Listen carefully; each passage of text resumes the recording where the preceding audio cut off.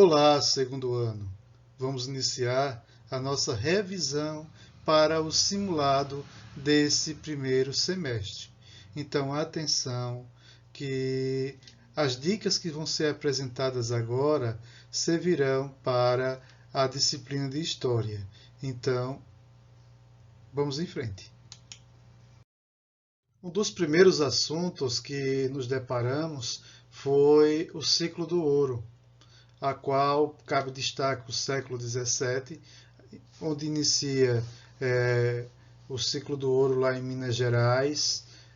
E para poder entendermos como foi que o ouro começa a ganhar destaque, temos que voltar lá para as bandeiras, a qual existiam as bandeiras de apresamento, que eram aquelas que se dedicavam à busca por indígenas para escravizá-los. Eles, no caso, atacavam os agrupamentos indígenas, as missões jesuíticas, na tentativa e na busca por escravizar esses povos indígenas.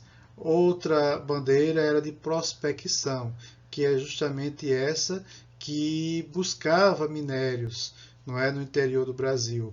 E o outro era o sertanismo de contrato. Eram aqueles bandeirantes que se destacavam na busca, ou melhor, no aluguel de seu trabalho, que era justamente de guerrilha, para destruir quilombos ou agrupamentos indígenas. Na verdade, todos esses tipos de bandeiras, por vezes, eram executadas pelas mesmas pessoas, só que diferencia seus papéis conforme a necessidade de cada um.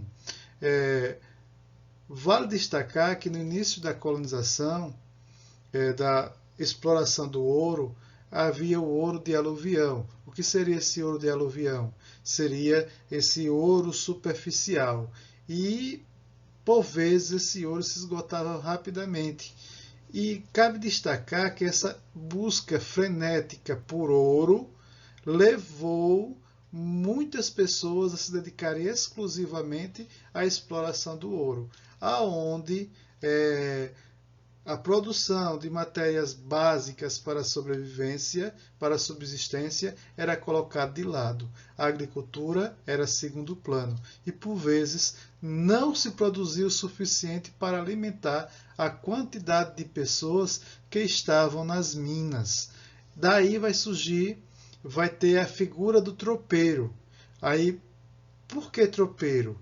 Porque ele conduzia as tropas de mulas, aonde em o seu lombo, no lombo das mulas, traziam mercadorias, alimentos, tecidos e escravos que eram negociados com a população mineira. Eram produtos, diga-se de passagem, superfaturados. O que retirava de ouro do solo era, por vezes, repassado, cobrado pelos tropeiros a um grande valor. Não é? Daí essa expressão tropeiro vai surgir também aquele prato que é muito comum, é apresentado aí, que é a mistura de farinha, feijão, que é o feijão tropeiro, né? Vem justamente do alimento que essas pessoas que conduziam essas tropas consumiam ao longo de sua viagem. Então, o tropeiro vai ganhar destaque nesse processo de alimentação, de ligação entre o Nordeste e o Sudeste ou Sul. Outro tema que estará também no simulado e que foi estudado por nós foi justamente os jesuítas e as missões jesuíticas, não é? E qual era o objetivo dos jesuítas? Era catequizar os nativos. Eles tinham esse objetivo primário, que era catequizar, levar a fé cristã aos indígenas. Para isso, eles formavam certos aldeamentos, que recebia o nome de missões, e ali concentravam indígenas, onde lhes ensinavam ofícios como a carpintaria, ferreiros, pedreiros, escultores, cozinheiros, ou seja, eles tentavam ensinar algumas profissões que eram comuns na Europa aos povos que aqui existiam. Os jesuítas eram contrários à escravização dos povos indígenas, mas não se opunham ao cativeiro dos africanos, levando aí, muitas vezes, a um certo distanciamento sobre o que seria africano, o que seria indígena. Por que será que eles defendiam os indígenas? Por que será que eles não defendiam os africanos? Sabendo que muitos desses sacerdotes também tinham escravos. Esse precedente era utilizado, muitas vezes, pelos colonos para justificar o uso do trabalho escravo no Brasil. Se não posso escravizar indígenas, porque os jesuítas conseguiram leis que proibiam, por que não posso utilizar, então, o escravo africano? Então, esses precedentes abriam margem para justificar moralmente a escravização, o uso do trabalho escravo africano aqui no Brasil. Então, os jesuítas eram contrários à escravização dos povos indígenas, mas não se opunham ao cativeiro dos africanos. Outro assunto que também nos dedicamos antes do recesso foi o Brasil colônia e intendência das Minas. A região das Minas chegou a um certo ponto em que fervilhou de pessoas em busca do ouro, era a febre do ouro. A busca de enriquecer facilmente fascinava muitas pessoas que vinham de todas as partes, que eram chamados forasteiros. Outros eram chamados, começavam a chamá-los de emboabas, né? Então vinham de todas as partes da colônia, aqui do Nordeste para lá para o Sudeste, vindos de Portugal para cá explorar as minas. Assim, teve a Guerra dos Emboabas, que foi uma guerra entre os paulistas contra esses forasteiros, a qual quem saiu vencendo foi os emboabas, os forasteiros. Aí o governo vai começar a temer o contrabando. Aí eu vou relembrar vocês do Santo Tupauoco, né? Que era justamente aquelas imagens esculpidas, e essas imagens esculpidas eram colocadas ouro, pedras preciosas, para poder passar pela vigilância da coroa portuguesa.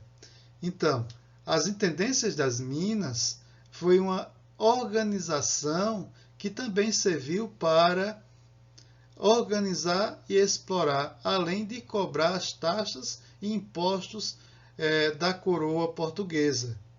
Então, para organizar essa cobrança de impostos, vai se criar inicialmente a Intendência das Minas. Posteriormente, vai criar as casas de fundição, que é para cobrar também o imposto chamado de quinto, não é a quinta parte de ouro explorada, os 20% que era de direito da coroa portuguesa. Então, a Intendência da Mina tinha como objetivo organizar a exploração, dividir as datas encontradas, as minas encontradas entre os mineiros. Outro tema que também estudamos foi a escravidão colonial. Quando falamos em escravidão colonial, estamos falando também da necessidade de mão de obra abundante. Inicialmente foram utilizados a mão de obra indígena. Porém, com o passar do tempo, perceberam que o uso da mão de obra indígena não seria viável e, principalmente, não geraria lucro tanto para os atravessadores. Então, eles perceberam que o comércio transatlântico de escravos seria mais lucrativo para a coroa e para os agentes de tráfico que existiam.